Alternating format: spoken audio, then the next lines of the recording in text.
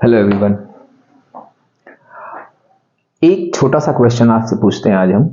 मान लो आप घर की सफाई करा रहे हो, मम्मी के संग हेल्प करा रहे हो। आपको एक बहुत पुराना आर्टिकल मिलता है, कुछ स्टैचू टाइप की या कुछ ऐसी चीज जो काफी गंदी सी दिख रही थी। तो मेरा सिंपल सा क्वेश्चन है कि आप क्या करोगे? आप कहोगे अरे सर फेंक देंगे, उसको बेच देंगे कबाड़ी के हाथ। हमने कहा नहीं।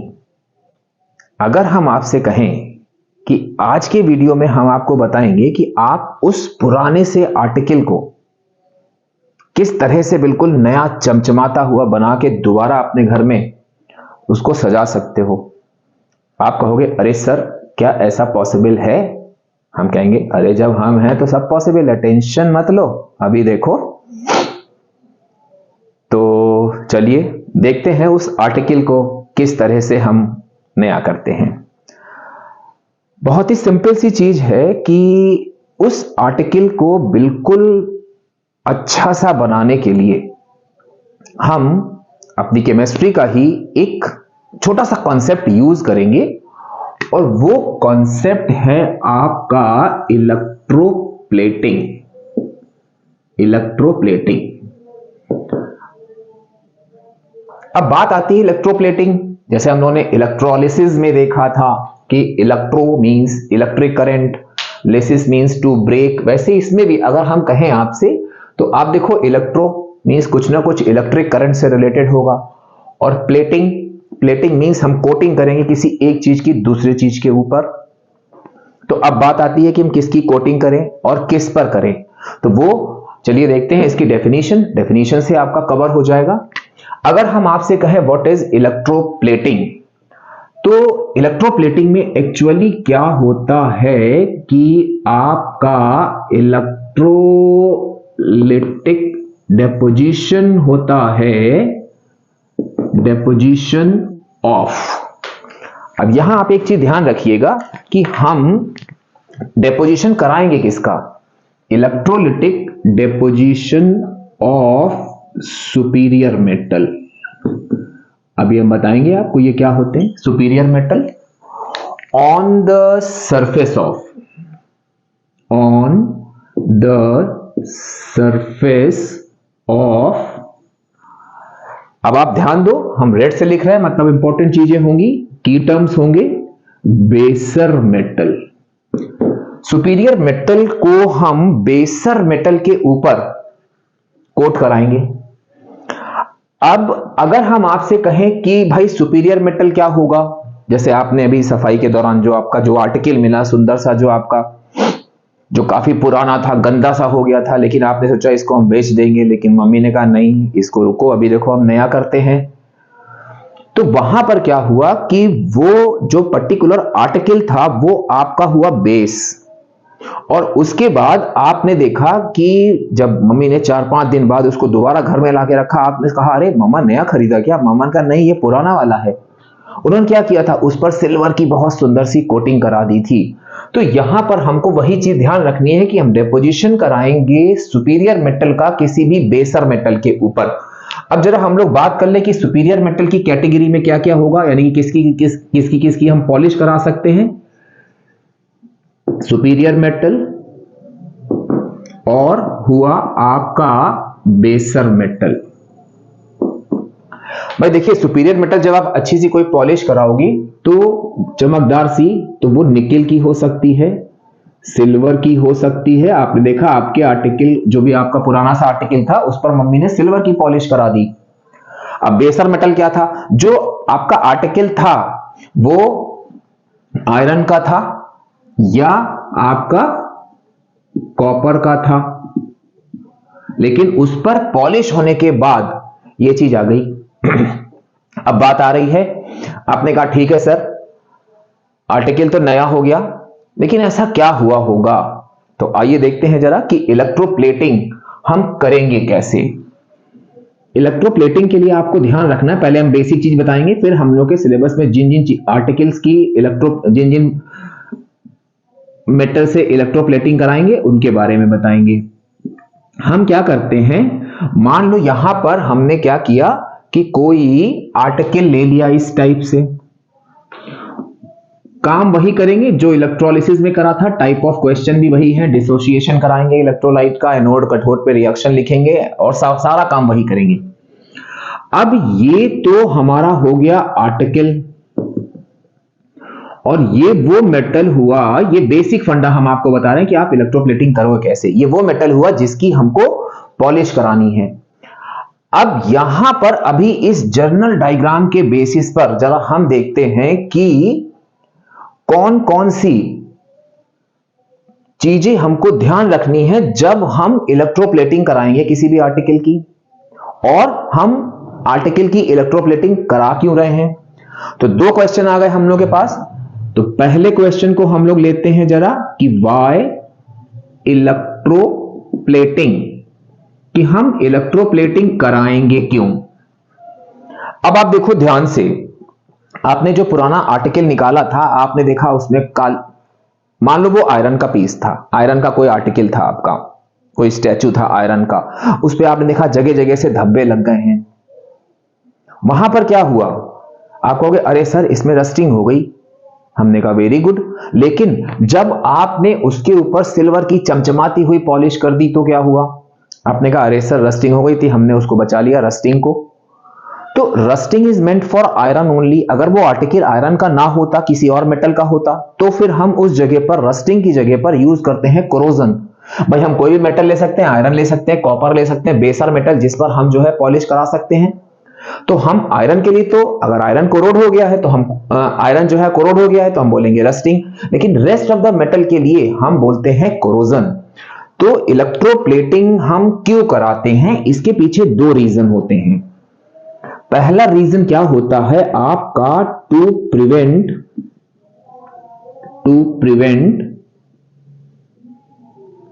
Corrosion of metal. बेटा आप ध्यान रखना यहां पे टर्म कोरोजन लिखना, रस्टिंग मत लिखना, because rusting is only for iron but corrosion is for every metal. जब भी उसका ऑक्सीडेशन होगा या खराब होना शुरू हो जाएगा तो वो कोरोड हो रहा है, यानी कि कोरोजन हो रहा है। तो अगर आयरन का आर्टिकल है तो नो डाउट भाई आप यहां लिखोगे to prevent rusting of iron, लेकिन रस्टिंग ऑफ आयरन। सेकेंड चीज क्या थी, आपने देखा आर्टिकल बहुत गंदा हो गया था, लेकिन जब उस पर सिल्वर की पॉलिश हो गई वो बिल्कुल चमचमा गया, मतलब आर्टिकल बड़ा अट्रैक्टिव हो गया। तो सेकेंड हम क्या लेंगे यहां पे, to make an article attractive. इसमें यही चीजें ध्यान रखने वाली है। बाकी अगर इलेक्ट्रोप्लेटिंग की इलेक्ट्रोलिसिस की आपने मेरे प्रीवियस वीडियोस देखे होंगे, आपके सारे कॉन्सेप्ट क्लियर होंगे, रिएक्शन आप देखोगे फटाफट कर लोगे। अब यहां पर क्या हुआ कि हमने आपसे कहा कि हमको ये कराने में क्या क्या चीजें ध्यान रखनी है इलेक्ट्रोप्लेटिंग कराने में। तो आप सबसे पहली चीज तो ध्यान रखना कि ये हमको मालूम है प्लस है एनोड, ये हमको मालूम है माइनस है कैथोड। हम जिस मेटल की पॉलिश करा रहे हैं हम उसको हमेशा एनोड पर रखेंगे। अभी हम पहले आपको सारे बता रहे हैं कि आपको कैसे कैसे ध्यान रखना है, फिर उनकी रीजनिंग बताएंगे क्योंकि ये रीजनिंग पूछी जाती है। जो भी मेटल हम जिस मेटल की हम पॉलिश कर रहे हैं वो हमेशा हम एनोड पर रखेंगे। जिस आर्टिकल पर हम पॉलिश करा रहे हैं उसको हमेशा हम नेगेटिव यानी कि कैथोड पर रखेंगे। दो चीजें तो आपको ये ध्यान रखनी है। तीसरी चीज हमको यहां पर यह आता है कि state two precautions for electroplating, तो आप इन दोनों को लिख देना कि जिस मेटल की पॉलिश करनी है उसको हम एनोड पर लगाएंगे, जिस आर्टिकल पर हमको पॉलिश करनी है उसको हम कैथोड पर लगाएंगे। दूसरी चीज, अगर हम यहां पर आपसे कहें, मान लीजिए कि आप यहां पर पॉलिश करा रहे हो निकेल की, तो आप एक्वा सॉल्यूशन निकेल का लोगे, तो जो भी आपका इलेक्ट्रोलाइट है उस इलेक्ट्रोलाइट का जो भी हमारा मेटालिक पार्ट है वो हमारा जो है एज हम मेटल लेंगे जिस पर पॉलिश कराएंगे।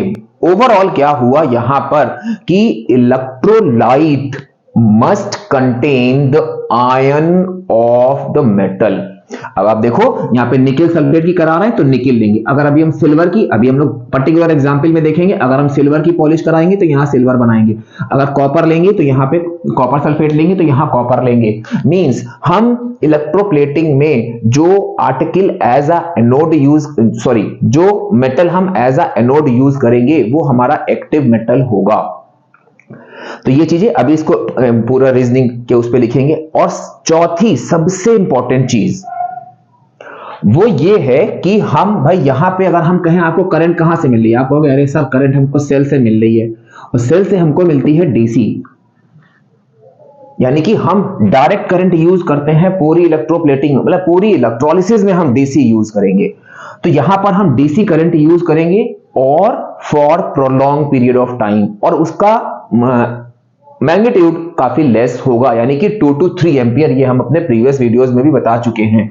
तो हम क्या करेंगे, लो डीसी यूज करेंगे for prolong period of time, prolong period of time. अब हम देखते हैं कि इन सारी रीजनिंग्स में हम अपने किन किन की टर्म्स के साथ अपने आंसर्स को लिखेंगे। तो उम्मीद है ये चीज आपको समझ में आ गई होगी कि सुपीरियर मेटल क्या होते हैं, बेसर मेटल क्या होते हैं, हम इलेक्ट्रोप्लेटिंग क्यों करेंगे, इलेक्ट्रोप्लेटिंग की डेफिनेशन क्या होती है।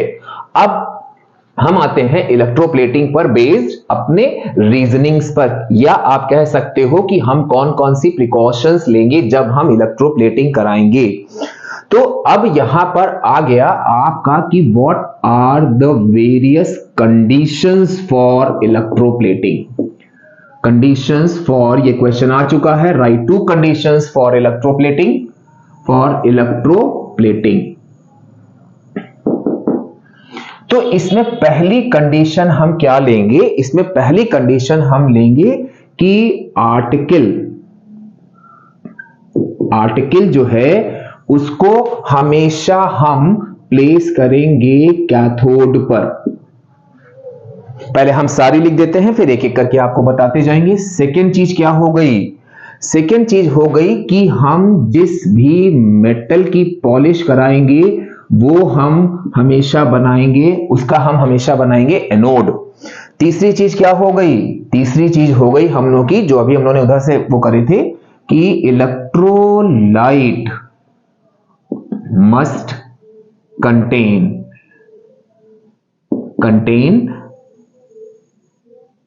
metallic ion, उसमें मेटालिक आयन्स होने चाहिए। चौथी चीज क्या होगी हमारी, low DC for prolong period of time, prolong period of time. आप कहोगे सर ऐसा क्यों करेंगे, हम कहेंगे आप देखो सबकी रीजनिंग्स आती हैं। हमने ये लिया, मान लो ये हमारा आर्टिकल था, हम इसकी इलेक्ट्रोप्लेटिंग करा रहे हैं। अब ये प्लस है, ये माइनस है, हमको मालूम है कि इस आर्टिकल का काम क्या होगा। आप कहोगे अरे सर ये आर्टिकल जो है आयन सॉल्यूशन को प्रोवाइड करेगा, और हमको वैसे भी मालूम है कि metallic ions always migrate from anode to cathode, यानी कि ये मेटालिक आयन एनोड से कैथोड की तरफ जाएंगे। अब आप सोच लो कि मान लो ये आर्टिकल आपने यहां लगा दिया और एनोड यहां कर दिया, तो हमारा फंडा क्या होता है कि metallic ions always migrate from anode to cathode. तो इस आर्टिकल के आयंस निकल के इस मेटल पर डिपॉजिट होना शुरू हो जाएंगे। तो आप देखो कायदे से, तो इन दोनों क्वेश्चन का रीजन आपका सेम हुआ। कैसे कि article should be placed at cathode and metals should be placed at anode। दोनों के पीछे आपका रीजन क्या होता है कि because metallic ions always migrates from anode to cathode. भाई आप देख लो यहां से, आप खुद ही सोचो, आपने जैसे ही इसको एनोड पे लगाया, इसको कैथोड पे लगाया, जो आर्टिकल आपको जिस पर आपको पॉलिश करानी थी उसके आयन निकल के मेटल पे कलेक्ट हो जाएंगे, जबकि वो तो बिल्कुल गड़बड़ हो गई। तो हमें करना क्या होगा, हम यहां पर हमेशा याद रखना आप कि कैथोड आर्टिकल होगा हमारा, एनोड जिस मेटल की हम इलेक्ट्रोप्लेटिंग करा रहे हैं या पॉलिश करा रहे हैं वो होगा। और हम जो है इसके पीछे रीजन क्या होगा कि मेटालिक आयंस हमेशा एनोड से कैथोड की तरफ माइग्रेट करते हैं। अब हम आते हैं अपने चौथे वाले पॉइंट पर कि electrolyte must contain metallic ion. मतलब आप यहां पर आपने क्या किया, मान लो आपने यहां लिया निकेल सल्फेट एक्वस सॉल्यूशन। अब क्या होगा, इलेक्ट्रोलिसिस इलेक्ट्रोप्लेटिंग स्टार्ट हुई, निकेल के आयन जाकर इसके ऊपर डिपॉजिट होना शुरू हो जाएंगे। आपको पॉलिश चाहिए थी निकेल की। अब आप मान लो कि अगर आपने यहां पर निकेल ना लगा के कोई और मेटल लगा दिया, मान लो कॉपर लगा दिया, तो क्या होगा, इसके आयन सॉल्यूशन में जाएंगे। तो क्या आपको एग्जैक्टली निकेल की पॉलिश मिलेगी? आप कहोगे नहीं सर, यहां कॉपर था, कॉपर के आयन भी जा रहा है, निकेल और कॉपर के आयन मिलके पता नहीं कौन सी पॉलिश करेंगे, कौन सा कलर आएगा उसमें। तो यहां पर क्या चीज हो गई कि हम देखते हैं कि जो हमारा निकेल, जो भी हमारा यहां पर सॉल्ट लिया है हमने सॉल्यूशन, उसी का मेटालिक आयन जो है हम एज अ यहां पर एनोड यूज करेंगे। तो यहां अब इसका आंसर क्या हो जाएगा, इसका आंसर हो जाएगा कि बिकॉज मेटल प्रोवाइड्स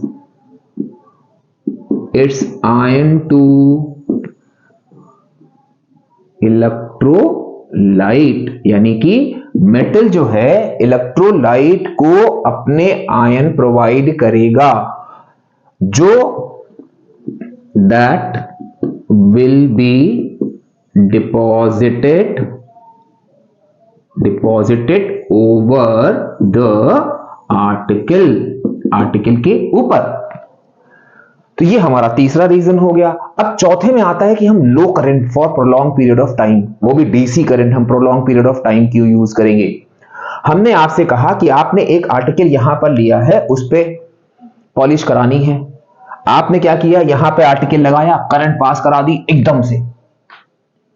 तो हुआ क्या कि इससे जो भी आयंस निकलेंगे इस आर्टिकल पर, वो इतनी जल्दी जाकर डिपॉजिट होंगे कि हमको यहां पर यूनिफॉर्म पॉलिश नहीं मिलेगी। कुछ आयन कहीं पर गए, एक जगह पे जाके ज्यादा इकट्ठे हो गए, कहीं पे कम इकट्ठे हो गए।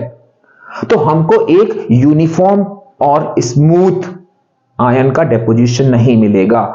तो हमारे इसके पीछे रीजन क्या होता है कि low DC current, low direct current for prolong period of time. तो यहां क्या होता है आपका, to ensure even and smooth deposition of ions. ये सारे वो पर्टिकुलर की टर्म्स हमने बताए हैं जो आपके करेक्ट आंसर के लिए जरूरी हैं। सॉरी, जिनमें क्या होगा, आपका कोई भी एक भी मार्क्स कहीं से भी हटा नहीं पाएगा। सॉरी। तो ये हमारी कुछ कंडीशंस हो गई इलेक्ट्रोप्लेटिंग के लिए।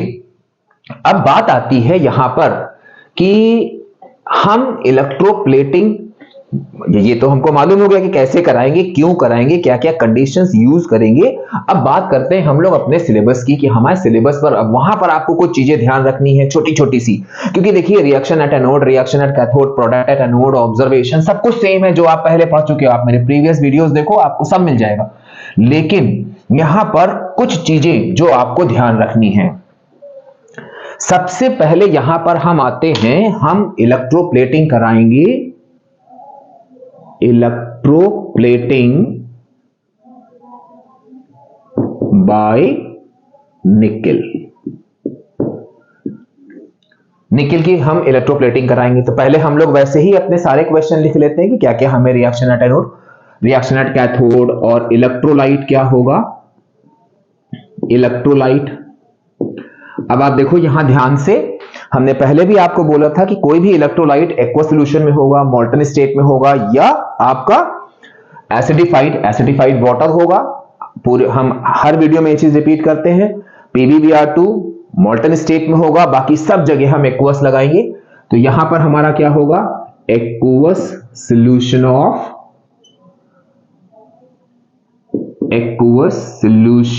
Of nickel sulphate. अभी डायग्राम बनाते हैं इसका।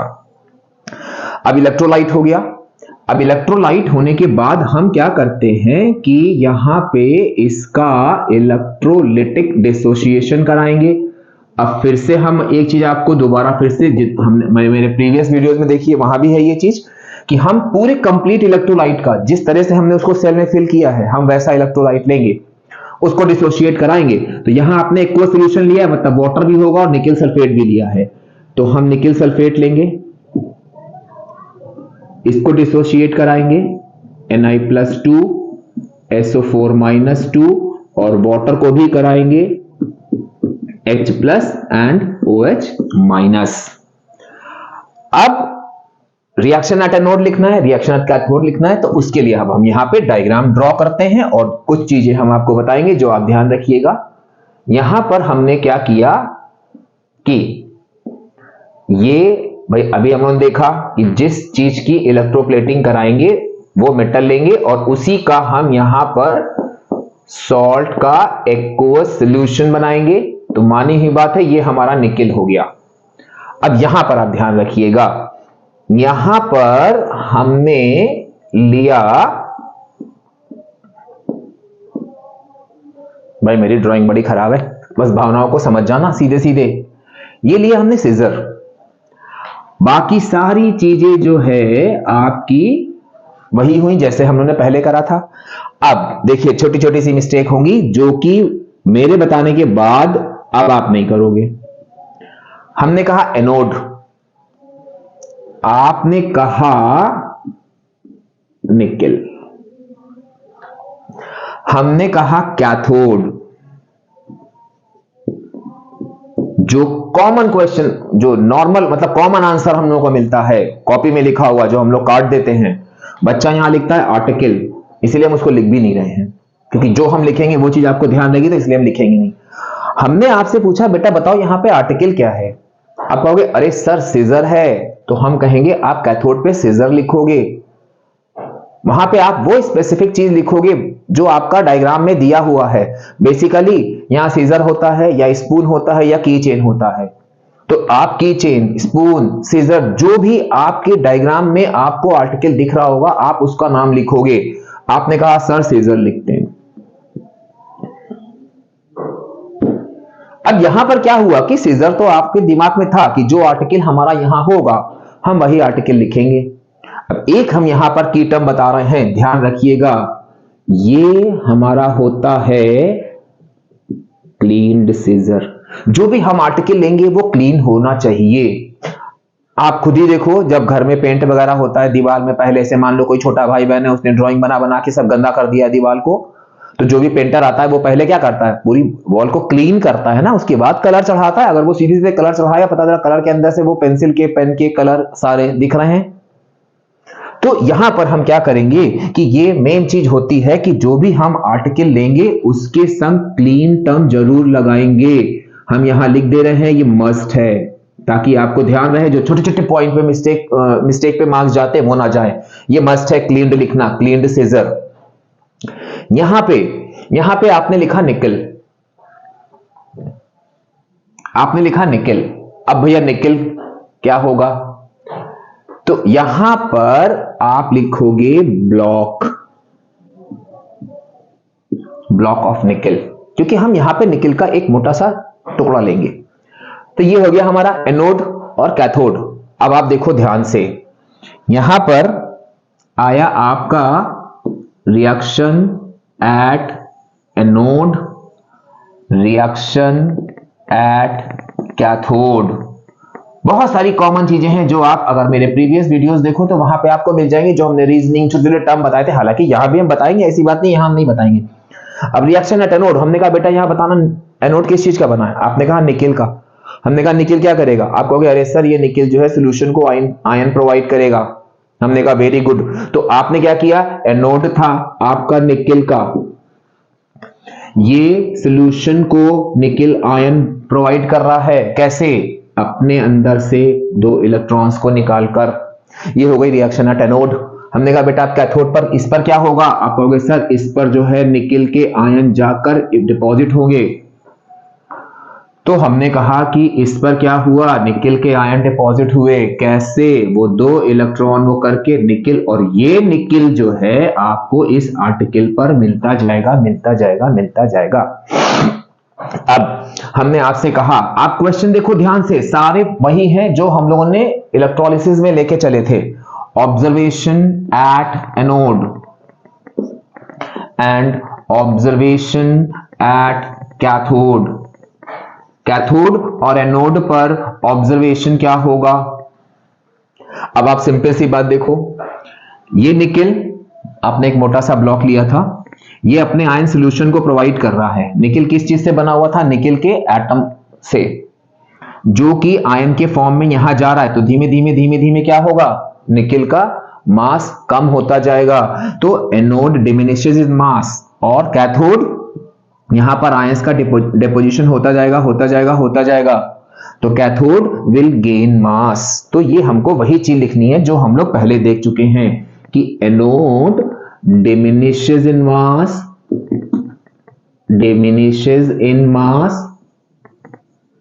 and cathode gains in mass। अब आप सुनो बहुत ध्यान से, कहीं पर भी आप देखना, अगर आपने एक्टिव इलेक्ट्रोड यूज किया है और क्वेश्चन में ऑब्जर्वेशन पूछा गया है, कुछ नहीं समझ में आ रहा, बस आप लिख देना एनोड डिमिनिशेस इन मास। क्योंकि एक्टिव इलेक्ट्रोड जब हम यूज करते हैं यहां पर, तो उसका काम ही होता है अपने आयन सॉल्यूशन को प्रोवाइड करना। तो भाई सिंपल सी बात है कि ये अपने आयन सॉल्यूशन को प्रोवाइड करता जाएगा करता जाएगा करता जाएगा, तो हमेशा क्या होगा? एनोड का मास डिमिनिश होगा। तो आपने देखा कि anode diminishes in mass when active electrode is used. तो आपका ऑब्जर्वेशन हमेशा यही होगा कि एनोड डिमिनिशेस इन मास। तो ये कुछ छोटे छोटे से क्वेश्चन हम लोग के आते हैं बेस्ड इस पर। अभी हम लोग दूसरे वाले सिल्वर पे आते हैं, लेकिन उससे पहले एक क्वेश्चन हम आपसे पूछना चाहेंगे कि हमने आपसे क्वेश्चन पूछा कि write an application of electrolysis in which anode diminishes in mass.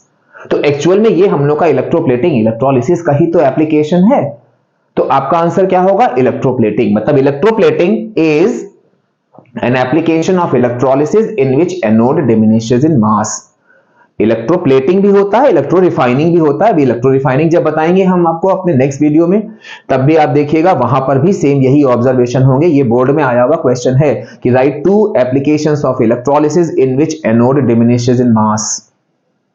तो आपका आंसर क्या होगा? Electroplating and electro refining. क्योंकि इन दोनों में ही क्या होता है? एनोड मास में डिमिनिश होता है, क्योंकि एनोड एक्टिव होता है, ये अपने आयन सॉल्यूशन को प्रोवाइड करता है। तो ये हम लोग का होगा इलेक्ट्रोप्लेटिंग बाय निकिल। अब हम लोग आते हैं कि हम इलेक्ट्रोप्लेटिंग कराएंगे सिल्वर से। तो आप ध्यान रखना, रिएक्शन एट एनोड, कैथोड, सारी चीजें, ऑब्जर्वेशन वगैरह सब कुछ सेम होगा। बस यहां पे क्योंकि हम सिल्वर से करा रहे हैं तो हमारा इलेक्ट्रोलाइट यहां पर चेंज होगा, और यहां पर बाकी सारी चीजें आपको वही ध्यान रखनी है कि जो आर्टिकल होगा उसके संग आप क्लीन लगाओगे, जो भी जिसकी आप पॉलिश करा रहे हो उस पे आप क्या करोगे? उसको आप ब्लॉक लिखोगे। बाकी सारी चीजें वही करनी है, बस इलेक्ट्रोलाइट हमारा चेंज होगा। अब इस सिल्वर वाले में एक खास बात यह है कि इस पर एक रीजनिंग पूछी जाती है, जो अभी हम आपको बताएंगे। हमने क्या किया? हमने डायग्राम ड्रॉ किया, और अब हमने क्या किया? यहां पर एक स्पून लगा दिया, और ये हमारा है सिल्वर। फिर हम आपसे कह रहे हैं स्पून आता है या की चेन आता है या आपका सीजर आता है। यहां पर हमने सिल्वर ले लिया। अब हमने कहा कि बेटा एक चीज बताओ, सिल्वर ले रहे हैं, ये बहुत ही कॉमन क्वेश्चन है। जब पहली बार बच्चा पाता है तो वो यही आंसर देता है, कहेंगे बेटा सिल्वर है तो यहां पे हम इलेक्ट्रोलाइट क्या लेंगे? बच्चा कहता अरे सर AgNO3 लेंगे, क्योंकि वो बहुत अच्छा इलेक्ट्रोलाइट होता है। लेकिन हम AgNO3 यहां पर नहीं लेंगे। क्यों नहीं लेंगे? यही रीजनिंग आती है, अभी हम आपको बता रहे हैं। यहां पर हम लेंगे, अब हमने फिर आपसे कहा था कि कोई भी इलेक्ट्रोलाइट होगा उसके संग आप एक्वस जरूर लगाओगे। Aqueous solution of sodium argento cyanide, sodium argento cyanide. अब देखो यहां पे क्या हुआ, ये आपने लिया सोडियम, अर्जेंटो मींस सिल्वर, और साइनाइड तो आपको मालूम ही होगा Cn, ये होल ट्वाइस, मतलब ये हमारा होता है, आप सिंबल में भी लिख सकते हो, आप वर्ड्स में भी लिख सकते हो। कि सोडियम अर्जेंटोसाइनाइड का एक्वस सॉल्यूशन हम लेंगे। अब आप कहोगे कि sir why not AgNO3? AgNO3, no doubt AgNO3, why not AgNO3? No doubt AgNO3 is an excellent electrolyte, लेकिन होता क्या है, जैसे ही आप यहां पर करंट पास कराओगे, बहुत अच्छा इलेक्ट्रोलाइट है, इस AgNO3 का ध्यान देना, हम कह रहे हैं क्विक डिसोसिएशन, यही क्विक टर्म स्लो टर्म की टर्म है, क्विक डिसोसिएशन होगा, जल्दी से ये टूटेगा। अब यहां पर सिल्वर नाइट्रेट में ये आपने करंट पास नहीं करी कि इसने टूटना शुरू कर दिया, आयंस इमीडिएटली निकलना शुरू होंगे और जाके जाके डिपॉजिट होंगे। क्या आपका यहां पर स्मूथ डिपोजिशन आयंस का होगा? कोई चीज इकट्ठा एकदम से आप वो कर दो तो कहीं पे कुछ ज्यादा, कहीं पर कुछ कम, ऐसे करके तो आपको वो यूनिफॉर्म पॉलिश नहीं मिलेगी। लेकिन in comparison to this silver nitrate, sodium argentocyanide dissociate slowly, एक मॉडरेट रेट में जो है ये आपका क्या होता है, धीरे धीरे धीरे धीरे डिसोशिएट होगा, जिससे आयंस का माइग्रेशन आर्टिकल पर जो है आपका स्मूथ और इवन होगा। तो यहां पे क्या होगा कि AgNO3 dissociates quickly और slowly, बस ये दो टर्म लिखने हैं, quickly into ions, so uneven and rough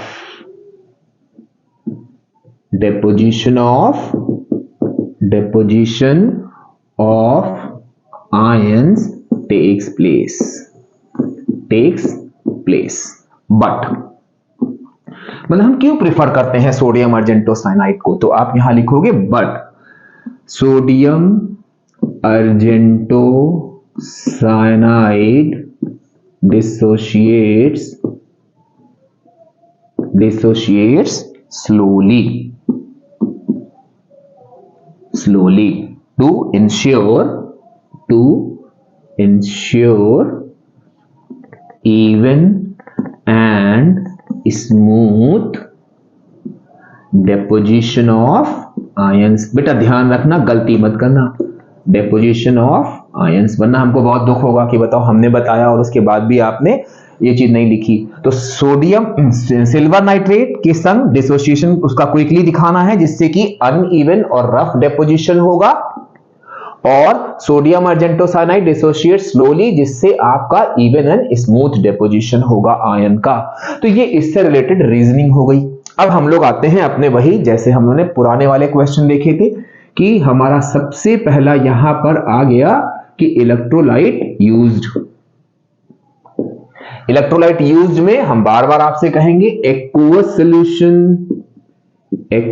solution of sodium अर्जेंटोसाइनाइड। अब जब हमने ये डिसाइड कर लिया कि हमें लेना क्या है, तो हम इसको डिसोशिएट कराएंगे। तो यहां पे हमारा डिसोसिएशन रिएक्शन क्या होगा, फिर से हम एक बार आपको बता रहे हैं कि डिसोसिएशन बार बार, इसीलिए हम वो चीज रिपीट करते हैं, जिस स्टेट में आपने इलेक्ट्रोलाइट लिया है उस पूरी स्टेट का होगा। यानी कि आप यहां पे सोडियम अर्जेंटोसाइनाइड को भी डिसोशिएट कराओगे, मींस Na+, ये हटा देते हैं थोड़ा सा क्योंकि तो आपने देख ही लिया होगा, Na+ plus Ag+ plus 2Cn, cyanide की वैलेंसी -1 होती है, और हम इसमें वाटर को भी डिसोशिएट कराएंगे, तो H+ प्लस OH-। अब डिसोसिएशन हो गया, उसके बाद हमने कहा था आपको कुछ नहीं करना है, रिएक्शन एट एनोड कैथोड जैसे पहले लिखा था वो लिखना, रिएक्शन एट कैथोड।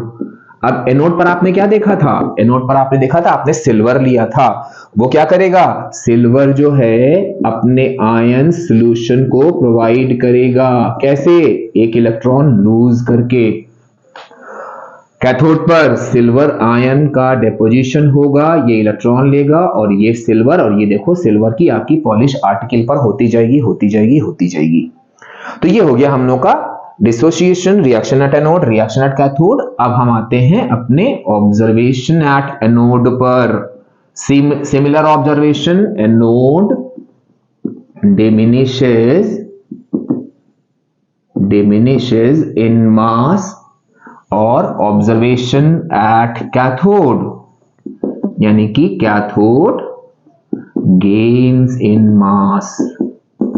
बेटा आप एक चीज जर्नल में याद रखना कि whenever is active electrode is used, always observation आपको समझ में नहीं आ रहा है, आप लिख दो anode diminishes in mass, cathode gains in mass.